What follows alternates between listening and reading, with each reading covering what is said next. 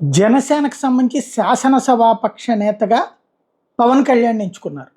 ఆయన రేపు ప్రమాణ స్వీకారం చేయబోతున్నారు డిప్యూటీ సీఎం హోదాలో.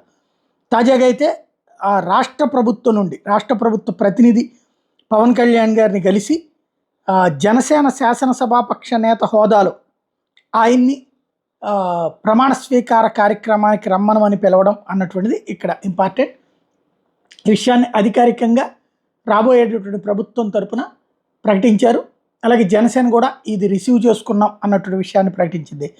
తద్వారా శాసనసభా పక్షానికి సంబంధించినటువంటి అంశంలో కీలకమైనటువంటి ప్రాధాన్యం జరిగింది. మరొక వైపున ప్రజలతో శభాష అనిపించుకునేలా పాలన చేద్దాం,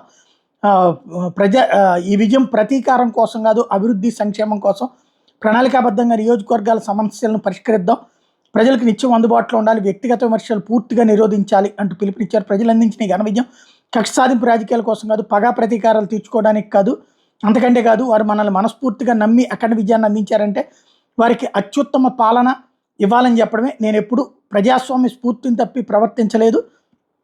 గత ప్రభుత్వానికి ఇది అర్థం కాలేదు.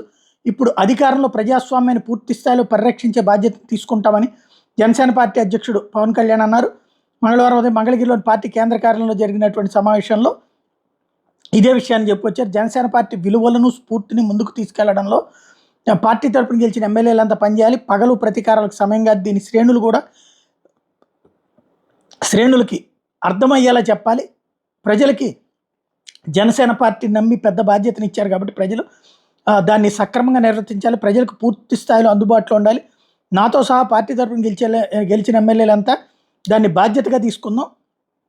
భారతదేశంలో ఎంతోమంది రాజకీయ పార్టీలను దశాబ్దాల పాటు అధికారం లేకుండా నడిపినటువంటి దాఖలాలు లేవు. మనం అలా సాధించాం అన్నటువంటి విషయాన్ని గుర్తు చేశారు.